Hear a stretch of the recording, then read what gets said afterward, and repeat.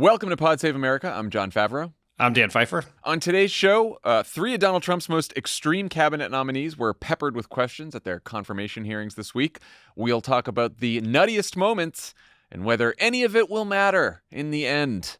We'll also get into the nationwide chaos caused by Trump's spending freeze, which the White House backed away from after a judge blocked the order.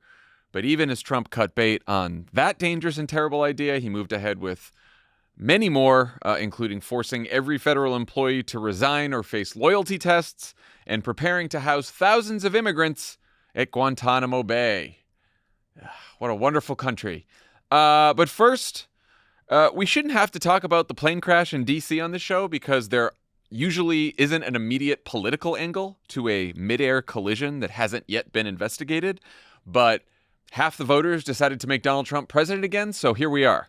The American Airlines flight from Wichita was about to land at DCA when it collided with an Army helicopter on a training mission, killing all 64 people on the plane and 3 in the helicopter. Trump held a press conference the next morning before anyone had any real information about what actually happened. So, of course, being president, he took the opportunity to console the nation and reassure the public that air travel is safe. Let's listen. We do not know what led to this crash, but we have some very strong opinions and ideas, and I think we'll probably state those opinions now. I put safety first. Obama, Biden, and the Democrats put policy first. Their policy was horrible, and their politics was even worse, because they put a big push to put diversity into the FAA's program. And I assume maybe this is the reason. The FAA, which is overseen by Secretary Pete Buttigieg, a real winner. That guy's a real winner. Do you know how badly everything's run since he's run this Department of Transportation? He's a disaster. On DEI and the claims that you've made, are you saying this crash was somehow caused and the result of diversity hiring? And what evidence have you seen to support these claims? It just could have been.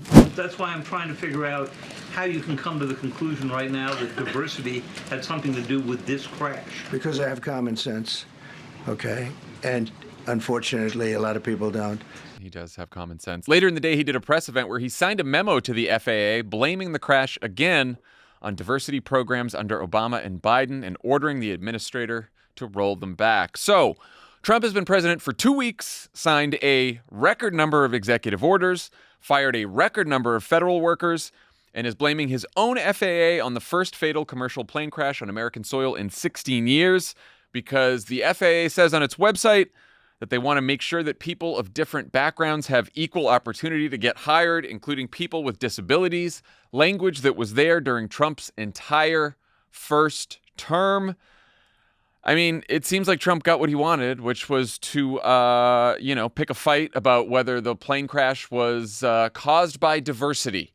And so he got what he wanted because that is what everyone has had to talk about all day, arguing about whether the plane crash that has yet to be investigated, the investigation has just started, was caused by diversity. Dan, your thoughts? We have to begin with just pointing out and saying out loud just how absolutely disgusting and cynical what Trump did is, right? There are upwards of 70 families who are dealing with loss, who are trying to find out what happened. There are communities across this country and the world who have lost community members because of this. It is a traumatic thing for the entire nation to deal with when we have a plane crash like this. And instead of consoling people, instead of trying to comfort people, what Trump did is as he does with every tragedy, is immediately try to exploit it for his own gain. And I know this is going to happen all the time over the next 4 years, but I do think we have to continue to call it out when he does it, even if it is only maybe for our benefit, but we cannot, there is something dangerous about allowing this to just become the normal way in which we do things. Just reading some rote pablum that your speechwriters wrote for you that you clearly did not care about before launching into this absurd, unfounded attack, that is not sufficient, right? And it should be called out for. And I do think you say he got the debate because we are all talking about it. We as a select group of people of which we are part of, the rest of the country did tune in for this, right? The plane crash is something that people gets people who do not pay attention to the news to pay attention to the news. It is when historically CNN's ratings go way up as during a plane crash because people they fly, they think about flying. It is a big deal. And so people who saw Trump do that today, I'm not convinced that this is some giant political winner for him to see him doing that hours after the plane crash. And so, like, yes, there will be a big debate about DEI, and we can talk about how Democrats should talk about the plane crash and that going forward. But in the moment, what he did was repellent, and I think a lot of people will find it that way. Sarah Longwell had done some focus groups last year early on, and she was talking to some voters in the focus group who said that they didn't like Trump, but they were going to vote for Trump. And I think there's this guy who said, I'm just going to close my eyes for the next 4 years, not watch him on TV, and just enjoy the Trump policies. And the reason that has never been a real option is because every president faces crises and disasters. And I started thinking about this when the fires hit LA a couple weeks ago before he was president. And as people are still fleeing from their homes, as we were all figuring out who should evacuate where, and we were trying to get alerts, Donald Trump immediately kicked off this whole thing, blaming Gavin Newsom for the fires, talking about fucking water in Northern California, all that bullshit. And I thought to myself, like, this is going to be the next 4 years. And even in the best case scenario that any of us can imagine with the Trump presidency, right? He does a bunch of corruption, still pretty bad, but we all make it. We survive a second term. Like, there are still going to be crises. There are going to be disasters. There's going to be tragedies. And when the country tunes in, we're not going to be able to get good information from him.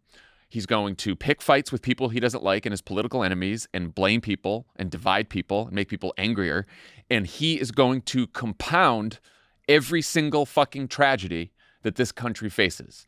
And God forbid, when there is a crisis that depends on all of us getting good information, like there was last time he was president during the fucking pandemic, we're not going to know what to do because we don't have... The media has been splintered, balkanized. Like, no one knows where to go for good information. We can't trust our president. We can't trust the government because there's a bunch of fucking bozos that are running the government now. And, like last night when this first broke, I was like terrified. As y'all know, I'm a very nervous flyer. It's like worst nightmare, and I saw on Twitter immediately some people on the left were like, oh, this is Trump's fault because he gutted the Aviation Safety Committee last week, and also that maybe the freeze affected this and that thing. And I thought to myself, look, maybe some of this could be true, maybe it's not, but like I wouldn't want to say this right now. Like, the plane just crashed. Let's just like have a fucking moment. Let's not be like him. And not because like we should be nice, like let's if we want to present people with an alternative and with a real choice, then that requires not acting like Trump when a disaster happens and like immediately just throwing around accusations without knowing all the facts. And also, by the way, like, let's give the country and each other a moment to collectively grieve and mourn and also like find out, reliable information. And so I was like, oh, it's just like, it's so annoying, but whatever. It's like random accounts on Twitter. Who the fuck cares? And then wake up today, Thursday, and the fucking president of the United States is out there. The first thing he does is blame diversity, doesn't even know who the air traffic controllers were, what caused the plane, whether it was the air traffic controller's fault, whether it was the FAA's fault, whether it was the pilot's fault, the helicopter's fault, or whether it was no one's fault, because sometimes tragedies just fucking happen. Fires just fucking happen. Sometimes just things happen. And like, it's going to be a long 4 years, man. Two thoughts on this. One, obviously Trump, without any evidence, as the reporters, I think, did a very good job of calling out, blaming this on diversity. Like, it's obviously a lie that this is DEI's fault. Like, Trump doesn't know that. No one knows that. And that's not how the world works. But it's also the most true thing that Trump and Republicans ever say, because it's what they truly believe is that what makes America weaker is diversity. Right? That everything that is different from what they view as inherent American culture, right? White male Christian culture makes us weaker, right? It is like probably the most true thing. And I think this was Charlie Kirk who tweeted this. I would say I apologize, but I don't. If it was someone else, but was if you want to go back to the 50s, you have to get rid of the 60s. You have to undo the 60s. And that is what this is all about. This idea that like in their mind, they truly believe that any effort that seeks to add diverse points of view, diverse backgrounds to an institution, which means that it is less white, less male, is therefore a weaker institution. Like that is what they truly believe. Well, no, I mean, what they are saying now is the new thing now is if you are a woman or a Black American or Latino or Asian or gay or anything but a white man, and you have a job that is a senior position, whether it's in government or media or politics or anything else, you got there because of diversity efforts, because of DEI. There is no way you could have earned that job. They start with you got the job because of DEI, Yes. and then you have to somehow prove that you didn't get the job because of DEI, but that you got it because of merit. I mean, that they called Kamala Harris the DEI vice president. Right. Yep. That's where they are now. Then the second thing here, and this goes a little bit to the politics of this, is there was this surreal thing of me sitting on my couch in my house in the middle of the day watching Donald Trump in the briefing room stage managing a press conference with a bunch of fucking dolts, right? I was like back into 2020. And that is the stuff that people don't like about Trump, right? When they are tuning in and he is acting like a clown, when he is clearly unable to meet the moment. When he is background noise to low gas prices and cheaper milk, he's fine. When he is in your face, when you want information and he is making about himself, that is what causes people to take a step back, to not like about it. And that is what that was today. Yeah, and he's got luminaries like Pete Hegseth and J.D. Vance and Sean Duffy, former Real World contestant who's now the transportation secretary, all parroting the exact same line. It's like they all have to take turns going up to the podium and just parroting exactly what Trump said. Idiots like Sean Duffy and Pete Hegseth, they probably believe it too. J.D. Vance, he knows better. He knows better, and but he has signed up for it, and he's just gonna fucking parrot the line, the Trump line, and just be the guy that Trump calls up and says, "Yeah, no, go ahead, say what I just said." I mean, it was a press conference of 2 reality stars, 1 cable host, and a former CNN pundit, all together to lead our government. So I wanted to ask you about the Democratic response. Pete Buttigieg, for example, he posted a tweet calling Trump's comments despicable, which they were, and pointing out that there were 0 fatal airline crashes in the 4 years that he was secretary, and then saying, quote, President Trump now oversees the military and the FAA. One of his first acts was to fire and suspend some of the key personnel who helped keep our skies safe. Time for the president to show actual leadership and explain what he will do to prevent this from happening again. And of course, I mentioned there were, pieces circulating among Trump critics about the gutted Aviation Safety Committee, and also how the head of the FAA resigned last week. And this was after, a couple months ago, Elon Musk went after him on Twitter and said he should resign because the FAA sort of demanded some kind of safety fix to a SpaceX rocket. And Elon was very pissed about that. He thought it was regulatory overreach and said that he was going to sue the FAA. So, that guy's out. So there's no FAA administrator. How do you think Democrats should handle all of this? I think Pete handled it exactly right, which is Trump wants a big fight about DEI. That's the fight he wants to have. We don't have to take the bait on that, right? We don't have to get down. We don't have to fight on his chosen territory every time. We just have to always remind ourselves that Trump is in charge of everything. He owns it all. And he's in this plane crash, he's the person responsible for the FAA whose air traffic controllers were giving direction to the airplane. He was in charge of the military, whose helicopter was involved in the accident. He's in charge of the National Transportation Safety Board, which is investigating it. And after the end of this investigation, if they find out that there were insufficient number of air traffic controllers, as is very possible, that the few air traffic controllers we have were deployed incorrectly, Donald Trump's the person for fixing that problem. He ran promising to fix all of our problems to put us in a golden age, and he did not do that. And we should hold him accountable for that. I'm not saying that voters are going to blame him on his 9th or 10th day for a plane crash that happens on his watch. I don't think they hold presidents responsible for crashing planes, but they do hold presidents accountable for how they address the crisis itself and how they solve the problems that led to that crisis, right? The voters did not blame George W. Bush for the hurricane hitting New Orleans. They blamed him for the fact that we weren't prepared for it and how poorly we responded to it. And the way he is responsible. We have to hold him accountable for what happens from this point forward. Also, I think it is useful to our point that we've been making, which is like Democrats don't want to just defend institutions, but want to be we should be the party of reform. Like, have the investigation, and whatever reforms need to be made to the FAA, they should be made, and we should push for them. And if there are reforms that should have been made under the Biden and Obama administrations, then like, let's find that out, you know? And look, this was, by the way, a former FAA official sent this message to David Shepardson at Reuters, who covers aviation for Reuters. And just so people know, he said every single air traffic controller candidate goes under the same rigorous testing. Very few applicants even make it to the training stage because the process is so difficult. And those diversity initiatives that Trump mentioned don't even apply to air traffic controller hiring. So that's a former FAA official. So that's just complete bullshit from Trump. And then, Juliet Kayyem in The Atlantic, she's a former DHS official. She pointed out that in 2023, FAA identified 19 serious runway incursions, which is the most in almost a decade. So this is not like completely out of the blue. There was a series of close calls over the last couple years that alarmed a lot of, air safety experts. And the causes have been varied. It's either air traffic control staffing shortages, which, by the way, the New York Times reports there was one air traffic controller at DCA the night of the crash when there should have been two. Pilot inexperience, demand for air travel, outdated technology. And, of course, knowing all of this and knowing that DCA is already a very crowded airport, and there's also like military flights and training flights like the one that took place the night of the crash that happened.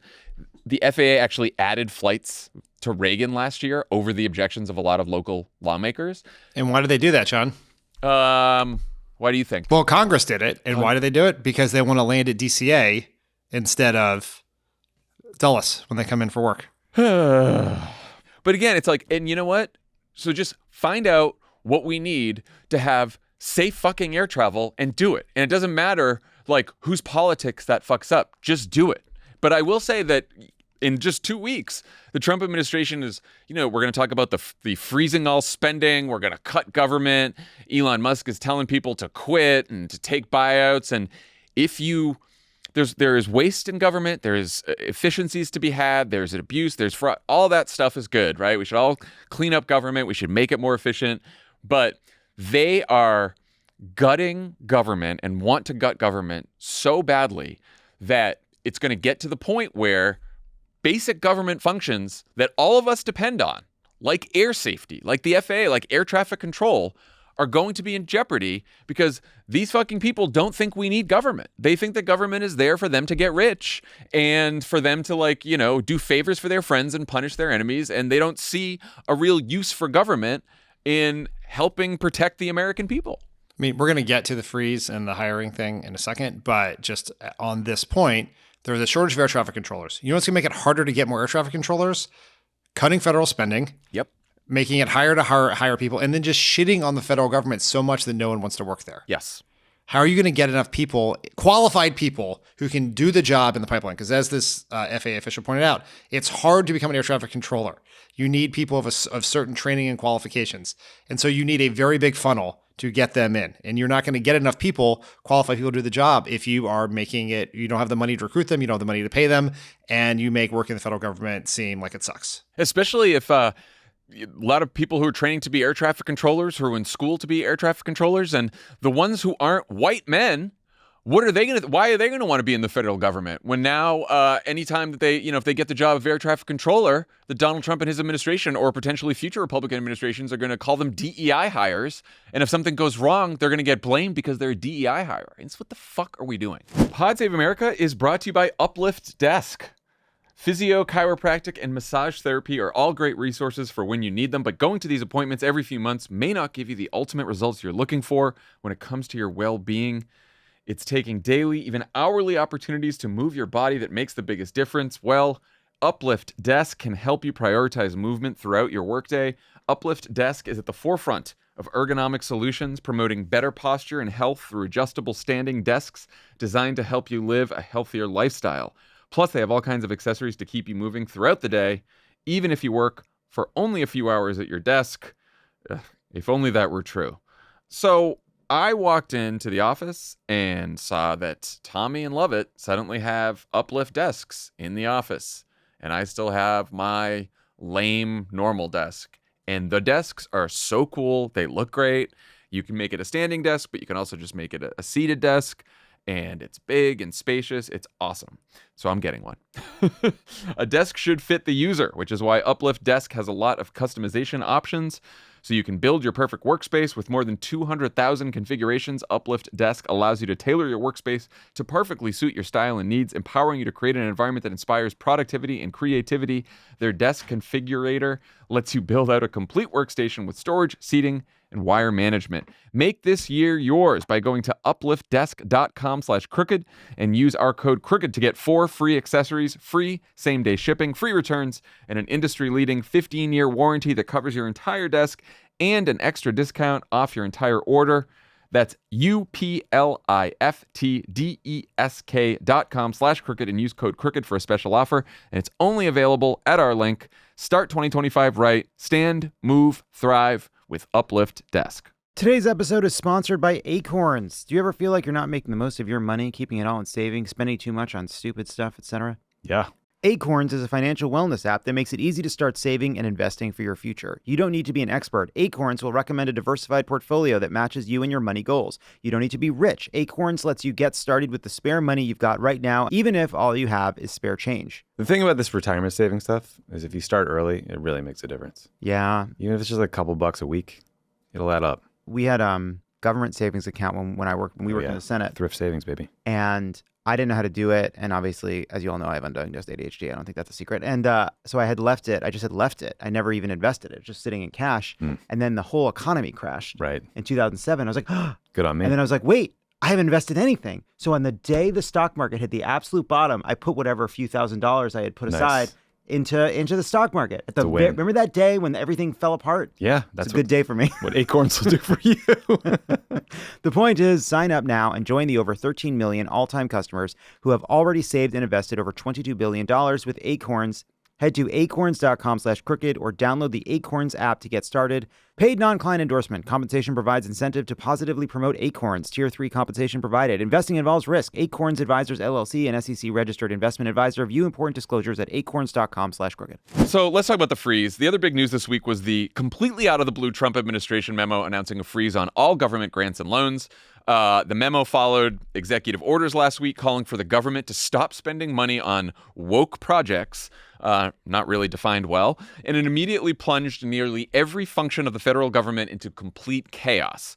Democratic and Republican officials all over the country were fielding panicked calls from people in their states who were worried about not being able to access funding for Medicaid. The Medicaid portal was briefly shut down. Head Start classes, free school lunches, college financial aid, medical research, and a lot of other programs that the White House said were not part of the freeze, but somehow were still temporarily interrupted. A bunch of nonprofit groups immediately challenged the memo, and a federal judge agreed to put it on hold for 6 days. The White House then rescinded the memo after the judge agreed to put it on hold so they could comply with the judge's order. But then White House Press Secretary Caroline Leavitt tweeted that they weren't actually backing down and that the rescinded memo was only intended to avoid confusion with the judge's order.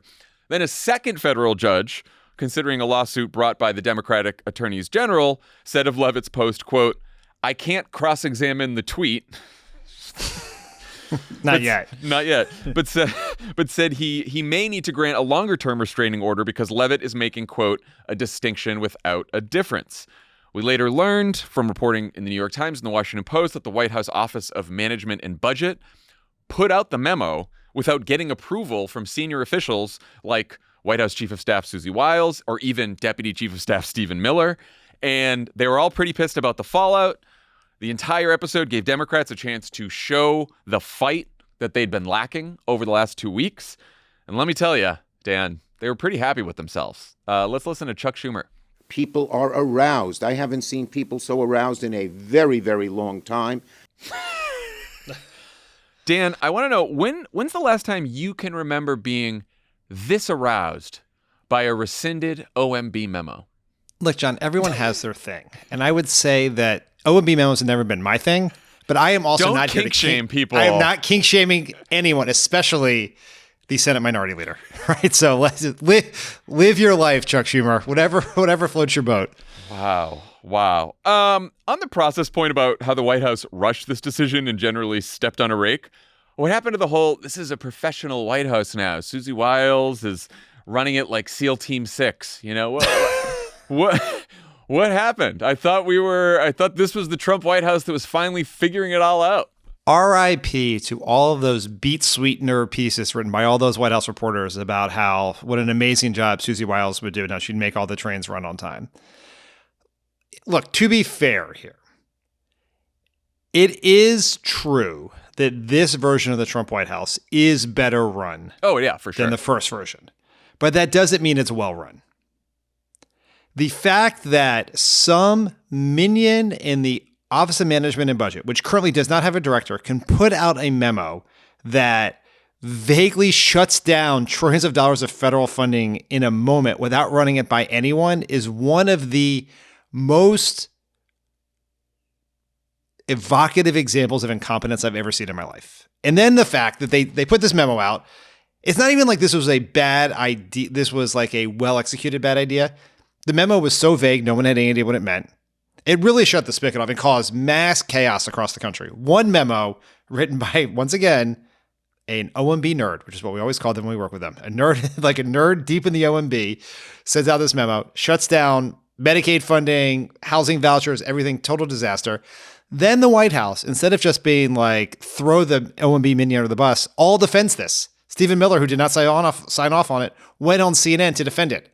And they defended it up until the moment a judge took it away and Trump got upset about the bad press coverage and they rescinded the memo.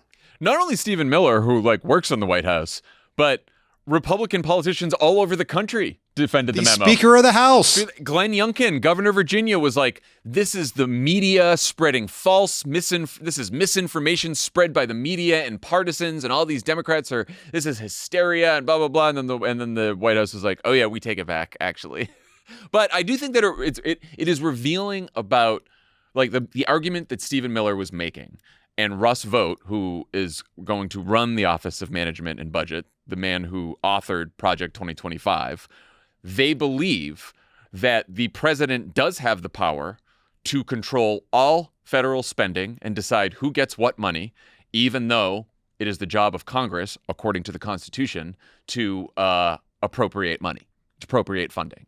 And Donald Trump and Donald Trump's White House now believe that they have the power of the purse, not Congress, in contradiction to the Constitution, and that they get to just not spend money that they don't agree with that Congress has appropriated. So I do think that they are gearing up to eventually challenge it's known as the Impoundment Act, which just makes clear, because it was clear in the Constitution before that, but makes clear that presidents may be able to delay spending certain money, or they can maybe not spend extra money if they have achieved the goals of the law with the money that they already spent. But presidents are not allowed to just not spend money because it doesn't comport with their political positions if Congress has passed a law appropriating it. And Stephen Miller and Russ Vought don't think they think that the president is king and gets to do whatever he wants with his power. And so they're going to eventually challenge this, and it's going to go to the Supreme Court. I mean, that's fine. They work for the king, so maybe that's less surprising. Right. The person who is more surprising and alarming in this is Mike Johnson, the Speaker of the House. Oh, he doesn't get the power of the purse is their singular power. It is the greatest check and balance they have over the functioning of the executive branch. Is how they dictate policy, have influence on what happens. And Trump is like, no. And he's like, okay, more please, sir. I mean, it's just absolutely embarrassing. They have all decided, except for, I don't know, maybe 3 Republican senators at most, 4, and I haven't seen anything from any House members that Donald Trump, because he was elected, he can do whatever he wants, and that their role is just to cheer him on and go on TV, I guess, on all their favorite, regime media channels, and talk about how wonderful dear leader is. Why do these people want their jobs? Just go make money somewhere. You can probably make more money in the private sector. What are you doing? You're not making any decisions on your own. You're just there to fluff Donald Trump. I mean, it's an image you're painting. Yes. It's, Chuck Schumer. It's Chase in your head, Chuck Schumer. Yeah, Chuck Schumer's got you going. Unfortunately. Yes. So let's talk about the Democrats. Now that we're back on Chuck Schumer's arousal, the Times had a story on Wednesday about how Democratic governors got on a call with Schumer to push him and the Democratic caucus to do more to oppose Trump and his cabinet nominees. More about them in a minute, because things like the spending freeze are pummeling the states, but the governors themselves can't really take action to stop it. Presumably, the details of the call were leaked, presumably by the governors or their staff, to the New York Times reporter Reed Epstein. What do you make of this piece, the blame shifting, and just zooming out, sort of like the Democratic response in general? And it does appear like the party has found its footing on their response to the OMB spending freeze.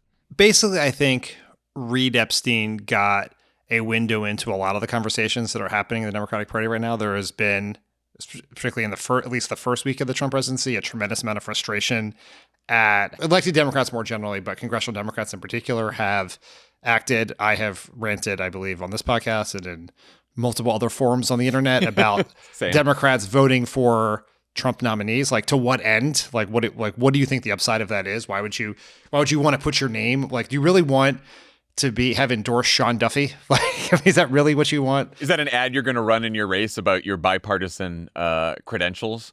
I did support Sean Duffy. No one knows who that is. Or Scott, or the billionaire hedge fund manager who's going to help implement the Trump tariffs. Yeah. Like, is that, it's just like, what's the upside, right? What's the argument for it? And just this, like, some of it is unfair in the sense that there's nothing Chuck Schumer and the Senate Democrats could do to stop any of these appointments from happening. No Senate Democrat voted for Pete Hegseth, right? No Democrat's been the 50th vote for one of these people. Like, that has not happened. They've just voted. Like, I don't understand the votes, but they've been in places where there were enough Republicans that put him over the top, so it didn't really matter. I mean, they have very limited legislative authority to stop stuff, but there is this frustration that there's just been too much silence and too much equivocation from Democrats in their messaging, where it's like, we just can't figure out like the right way to talk about Trump, because before it seemed easy to us because we felt like we had all the political high ground, because even if we lost the presidency in 2016, we had the majority of voters were anti-Trump. Now the plurality of voters pick Trump, and we're just like, everything is, on one hand, we disagree with Trump. On the other hand, we also agree the borders should be secure, right? It's just, there's like all this equivocation. And in the response to the federal funding freeze, Democrats did better, right? They got louder. They spoke more strongly. They spoke with one voice. Now, I don't think we should break our arm patting ourselves on the back over it, but I think you should get credit. It was better than it had been to date. And I think if there's a lesson to take from it, it is that the things that Democrats were saying about the federal funding freeze was not our typical, like, paean to institutions that sort of sounds like something on the cutting room floor from Hamilton. But instead, we just talked about like how people were getting hurt, right? This program in my district can't get money. These people can't pay their rent. This Head Start program is closed and parents aren't able to take their kids because of this. Like, it's just like very simple, granular, real world impacts on real humans. And I think there is a lesson in that going forward, that with more of that and less of the stem winders about democracy. And just, I think a good lesson too is like, just say what you feel. Just go to the mic, get to your favorite platform, all the platforms, whatever, and just say how you feel about this. And there was plenty of things I heard Democrats say over the last couple of days about it that were cheesy or made me cringe. I'm not going to criticize any of it, because it is more important to get out there and talk quickly and show some emotion, show some anger over this on behalf of the people that you represent, not just anger at Trump, but anger on behalf of people who are getting screwed by Trump. I think that's an important distinction. And just do it. And sometimes it's going to hit, sometimes it's not. Sometimes you're going to say things that resonate. Sometimes you're going to say things that make people cringe.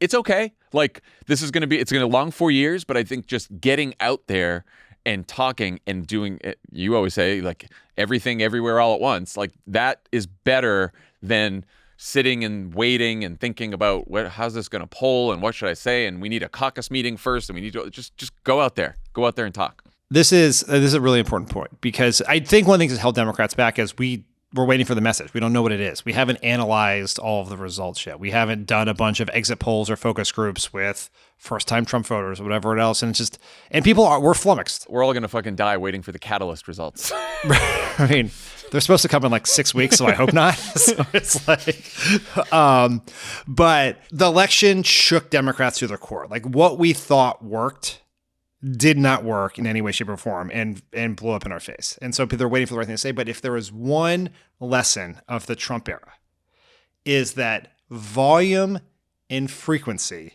is much more important than precision when it comes to messaging. You just get out there and start talking. By the way, because that's the game he's playing. It is just talk all the time. Because if you're talking all the time, it increases the number of chances that someone will actually hear what you're saying. And if you happen to fuck up and say the wrong thing, if you're out there 5 minutes later, you're going to pay less of a price for it. This is one of the things that really hurt Kamala Harris was she was out there so much less than Trump. So when she did make a mistake, like she did on The View, it haunted her in ways. Trump was out there saying crazy shit on a podcast 3 times a day, but because he was doing it, there was always a new thing coming after it.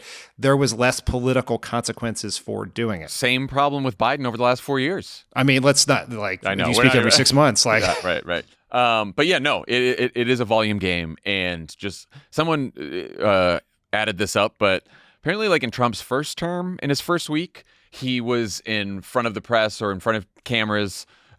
Speaking for like 4 hours the first week. Biden in his first week was a little less, maybe like 3 hours or something. The first week of Trump's second term, it was like 8 hours. He was in front of camera. I mean, even like he did that fucking awful press conference about the plane crash this morning, Thursday morning, and he did like another press avail as he was signing the more executive orders blaming Biden and Obama for the plane crash later in the day, and he was taking more questions. For even as nuts as Trump was in 2017, that he was still abiding sort of by what is now an anachronistic model of political communications where you try to stage manage stuff, right? We're going to like, this is the story of the day. If we do X, we can't do Y later because it'll ruin our headlines about our EOs. It's like, nope, just do it all. It's always happening. It's never ending. There is no news cycle. And Democrats could learn some lessons from that. Like we obviously have a huge megaphone disparity here. Like we have a very small handful of politicians who can get real attention. It's great if we can all speak with one voice because that will help about one thing, but that's not going to happen every time. So just get out there. Yeah. So the spending freeze fiasco has done little to slow Trump down. Keep signing orders and memos targeting immigrants, government workers, trans kids, educators, parents, just about everyone. In the past few days, he's issued the following executive orders that will deny federal funding for schools that teach kids about racism and discrimination, penalize schools that don't teach content that is patriotic enough. I guess Trump gets to define what that means. An executive order that will deport international students who protested the war in Gaza, will revoke their visas, ban gender-affirming care for trans children, and send tens of thousands of undocumented immigrants to detention facilities at Guantanamo Bay. The White House also sent a mass email offering more than 2 million federal employees a buyout if they just reply to the email and write the word resign. We're going to talk about the email in a second, but on the executive orders, which one of these seems real? Which of them seem like bullshit? Most of them are bullshit in the traditional sense of actually having the president having the authority to implement what he said he is going to do, right? Across the board, not just ones you mentioned here, across the board, most of these executive orders they're not even really executive orders. They're really presidential memorandums. They're missives, right? They are press releases with signatures. He doesn't have the authority to do the things he's saying. There's no legal precedent for him from some are very clearly in violation of the Constitution. I mean, will hopefully be struck down, but who knows? But there is not a ton of actual legal power in it. But I think that really undersells the danger here, right? So let's take the example of the ones in education trying to deal with, quote unquote, critical race theory or forcing patriotic education. The federal government has almost no role in what local schools teach. even if they were to use federal funding to try to put policies in place, that's very limited. 90% of school funding comes from state and local communities. Even in the states where they have actually passed laws putting some of the stuff into place, studies have shown that they've had very little impact in many cases, or have not been as impactful as the conservative legislators would think, because teachers still, there's not someone in the school telling teachers what to do. But there is a chilling effect of these sternly worded but very vague missives declaring that things are now illegal or not allowed, or if you do them, there will be retribution. Right? Like, for example, Michigan State University this week canceled their Lunar New Year celebration because they thought it, according to reporting from this in the Lansing Journal, that it might violate DEI policy, anti-DEI policies.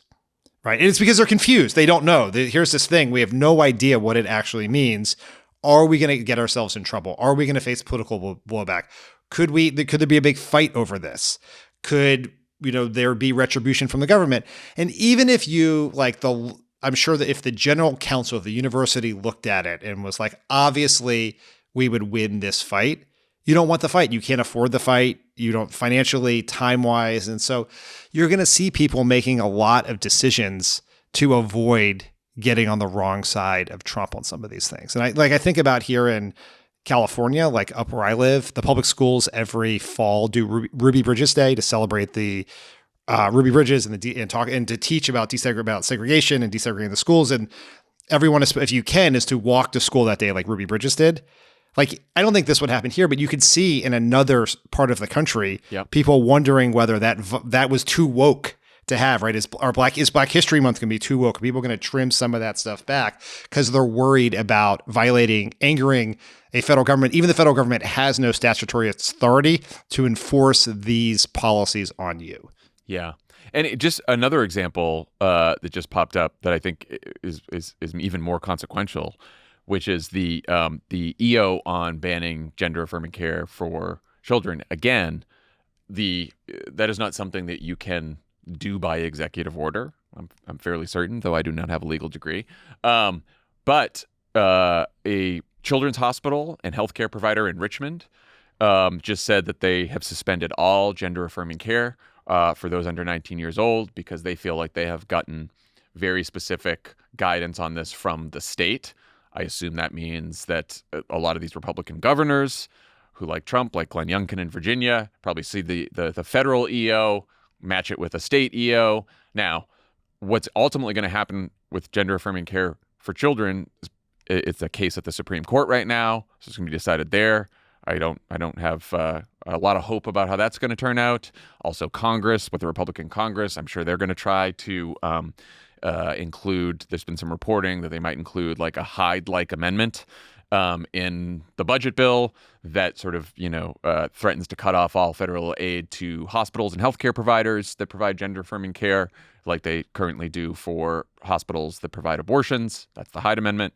So I don't think that I don't think that's the last word here. But you're right that the chilling effect is there's going to be schools and hospitals and organizations all across the country in red states and maybe in some blue states or red areas of blue states that just take these seriously because it's a fucking executive order from the federal government.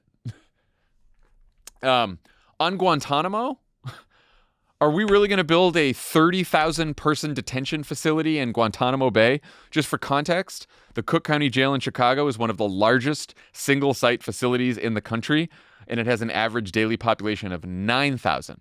We're going to build a 30,000 person detention facility that who's going to run? And we're just going to send we're just going to send undocumented immigrants. We don't know where they're from, where they came from. We're just going to put them in a detention center for what? Indefinitely? Like, what the fuck? We would hold migrants in one of the most notorious prisons in the world, right? Something that has been at Guantanamo Bay has been a recruiting tool for terrorists for 20 years now.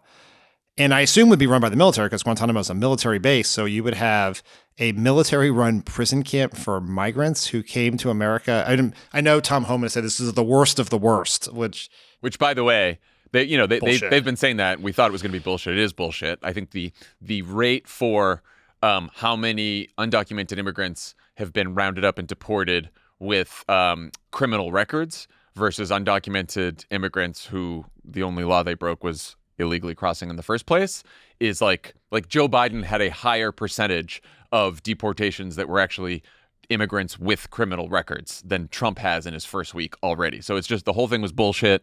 They're not just going after undocumented immigrants with criminal records. They're going after every undocumented immigrant that they find. This is something that Tommy and Ben can talk about much better than I could, at least, is, it's not like the U.S. reputation's like doing fucking great right now. With Donald Trump's our president, both what is, our role and what has happened in Gaza has been deeply damaging to our reputation around the world. But the idea that we're going to house migrants in a prison camp is like I said, a notorious prison camp is going to be deeply, deeply damaging to our reputation around the world. Also, this just happened this week in a speech that Donald Trump gave, and no one paid a lot of attention to it. But after he finished his whole anti-immigrant thing, he was like, and then there's some people, and maybe they didn't come here illegally, but they're just criminals in this country. There's criminals, and they're here, and they're really bad criminals. And you know what? I think we're going to get approval to just deport them. We're going to send them to some other foreign countries.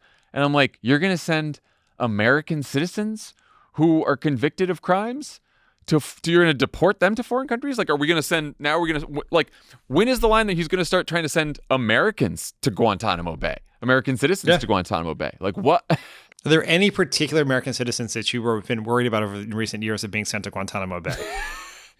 I mean, yeah. The thing is, it has been a running joke for nearly a decade about us about being sent to various people who have been Trump opponents being sent to Guantanamo, and they're building it now. This will be interesting. Like, you would you're going to need money to build a lot of money to build the largest prison under American control at a military base. I presume you'd probably have to appropriate money for that. Maybe they can find it in the couch cushions the way they found money for the wall, but there'll likely be a big congressional debate about this. A big congressional debate. The courts will have a role as well. And look, I think that the scary moment here is what happens when the Supreme Court, if the Supreme Court, hands down a decision that Trump is opposed to, and what Trump does. And, so far the White House complied with the federal judge that blocked their spending freeze. And, I guess it was kind of a fuck up in OMB anyway. So whatever, they were fine with it. But, it's a very conservative court. And a lot of times they give Trump exactly what he wants, but they hand down a decision that he opposes. And then he says, I'm not going to listen to the court. J.D. Vance was on a fucking podcast a couple of years ago. It said, oh, my advice for Trump in a second term would be to fire everyone in the federal government and replace them with all your people. And when John Roberts tells you can't do it, you say, yeah, you and what army? I mean, J.D. Vance is on the record saying that. So, what happens? That's the real constitutional crisis. That's when people start going to Guantanamo. So that's something to watch for. That's coming attractions, Dan. Cool. Let's talk about the buyout. The email had the subject line "fork in the road," which was exactly what the email that Elon Musk sent to Twitter employees had said, fork in the road, right after he took over the company. Do you have a sense of whether this move is serious, whether the federal government is authorized to spend money on a buyout for federal employees who decide not to come back to the federal government to work? I have no idea whether they are technically authorized to do it, but I imagine this is quite serious, right? This is, as you point out, this is exactly what Elon Musk did at Twitter. He has installed some of his closest allies, people who helped him with all of the layoffs at Twitter, at the Office of Personnel Management, which is an obscure but incredibly powerful agency which staffs the government.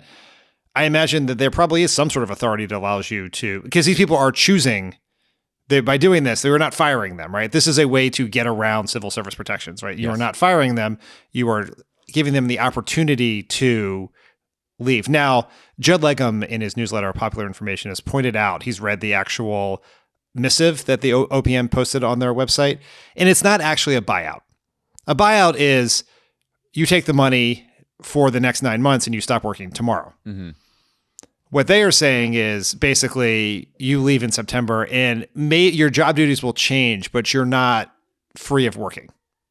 you might still work. Like there's a lot of gray area into what would happen. You'd be free of some in-person responsibilities, but it is incorrect in Judd's view, and he makes a very compelling case. This is a buyout. It's actually just a way to get people to forcible resignation or encourage resignation.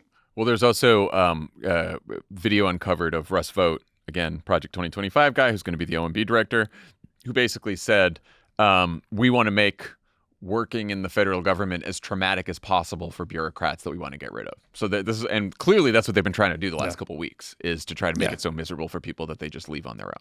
And I think it's just the reason why we should take this very seriously, regardless of what the specific powers they may have, is this is the full conservative project of decades now, which is to hollow out the federal government so it can do less stuff.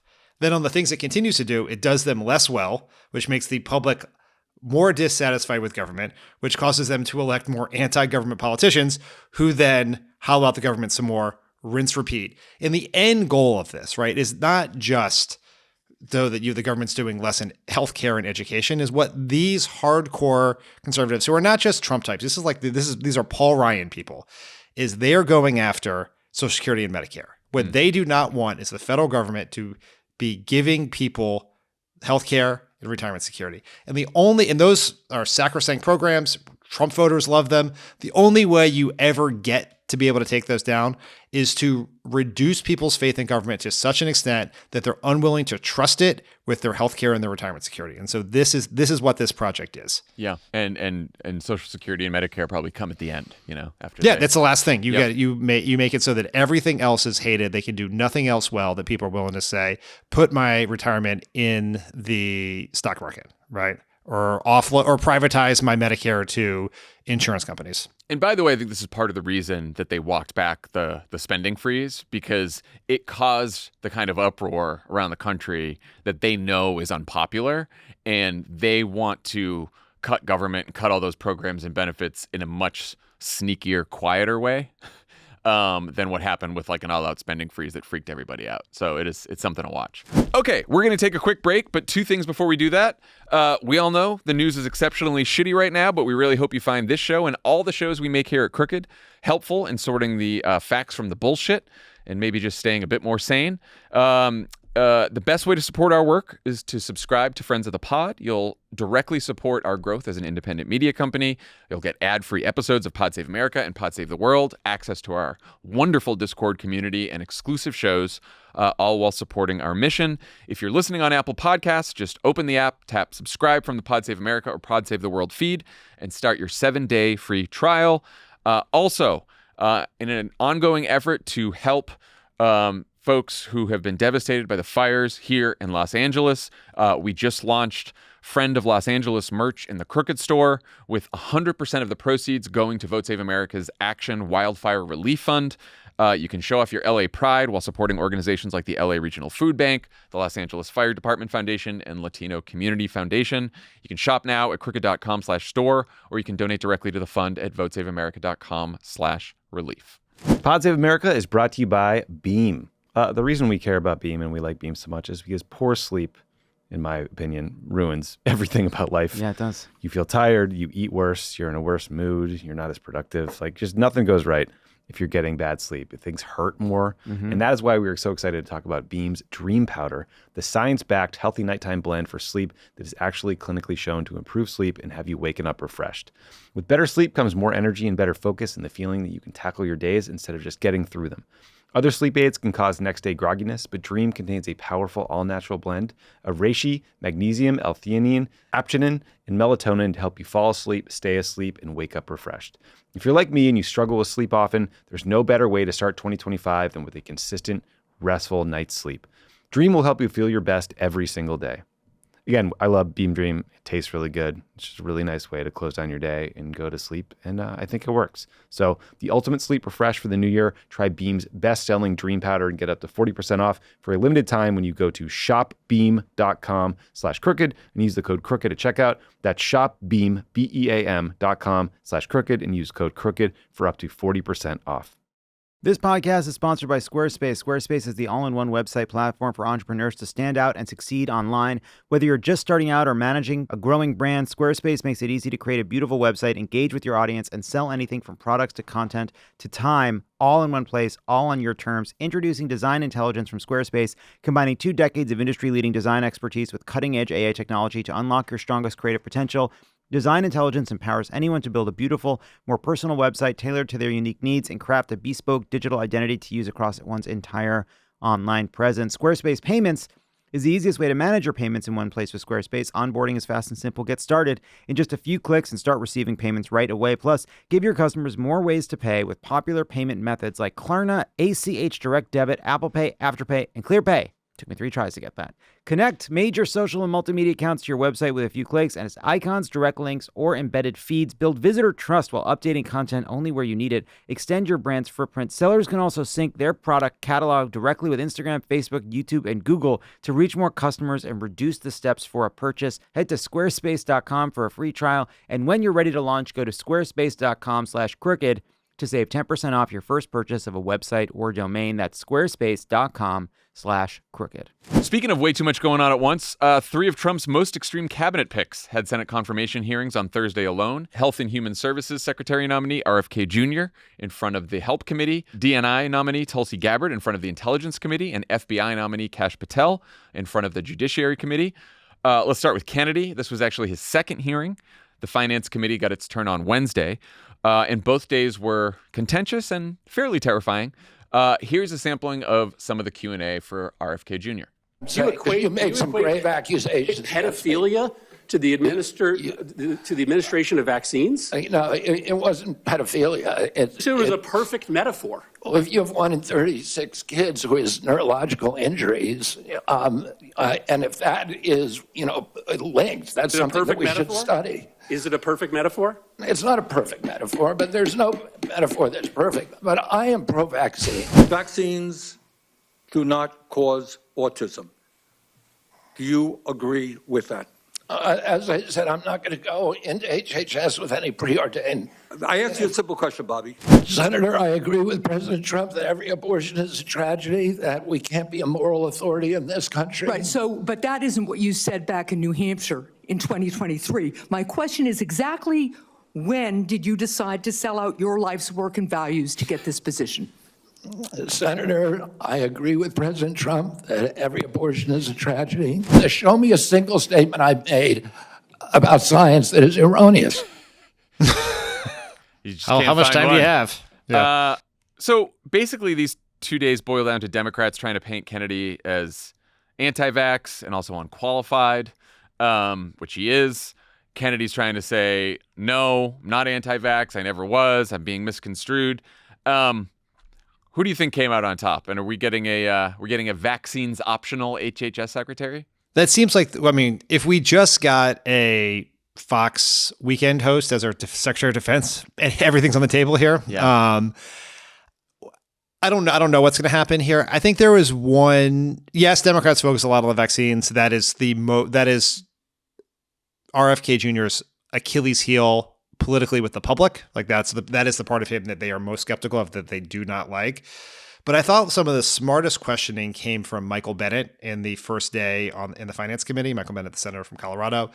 He did this the right way. He did a lightning round basically with RFK Jr. where he read him quotes and he read them in context and said, did you say this or did you not say this? And it was some of the things we've heard about vaccines, about various conspiracy theories. But the last one he asked was basically, do you believe a pro-abortion access comment of his? And the reason why that was smart is that's how you defeat RFK Jr. is you have to get the only way to actually defeat him. There are ways to score political points with the public, but to actually defeat him, you need to get a Republican. You need to get 4 Republicans to vote against him. And one area of concern, and this is a weird thing to say, Mike Pence's political organization is running ads attacking trying to get Republicans to oppose RFK Jr. because he has been in favor of abortion access prior to becoming Trump's buddy here. And so that's a way that is a smart way to do it. Was he getting confirmed? Probably. But I thought that at least showed a savvy way to try to actually get some Republican votes or make it more uncomfortable for Republicans to do it with their constituents, which is going to matter more than making them uncomfortable than just getting more Democrats who are already opposed and riled up. Well, I thought some bad news on that front was he basically said that he would look at the safety of mifepristone, the abortion pill. And so that's on the table. And then after the hearings, the Susan B. Anthony group, which is an anti-abortion group, said that they now favor RFK Jr. because they think he's going to help them pull mifepristone off the market and ban the abortion pill. So that is pretty frightening. Yeah, but it's not good if he gets confirmed. I was just trying to find a bright spot for Democrats, trying to keep him from getting confirmed. My only bright spot, we'll see what happens, is Bill Cassidy, the senator from Louisiana, Republican senator from Louisiana, who's a doctor and who voted to impeach Trump, had some really tough questioning about RFK Jr.'s anti-vaccine stances and positions and what he said, and basically ended the hearing leaving it up in the air whether or not he was going to vote for him. I mean, he's theoretically potentially the fourth, because we know there's three possibles in Murkowski, Collins, and McConnell. Although not that I have any evidence that particularly McConnell that's the thing, is do like the right thing. Also, you could see Cassidy be a no, but then like maybe McConnell doesn't vote no on this one, right? So it's like it's tough to figure out. It's not like those are automatic no's at all, So, but I guess Cassidy would be the hope there. We're not going to subject you to separate sections on Tulsi Gabbard and Kash Patel. Reminder here, if you need them, Gabbard is an Assad and Putin sympathizer with no intelligence experience, and Patel is a Trump-adoring hatchet man with no FBI experience. Both hearings were pretty tense. Let's take a listen. Gabbard, a simple yes or no question. Do you still think Edward Snowden is brave? Mr. Vice Chairman, Edward Snowden broke the law.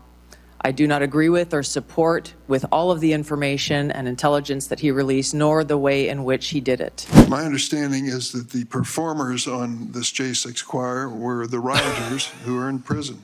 I'm not aware of that, sir. I didn't have anything to do with the recording. You weren't aware of who made the recording?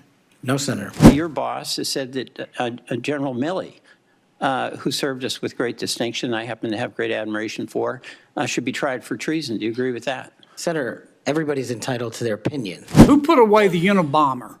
The FBI. Who put away Timothy McVeigh and his Stalin's stomach for blood? Break agents at the FBI. Who helped investigate Jussie Smollett? What?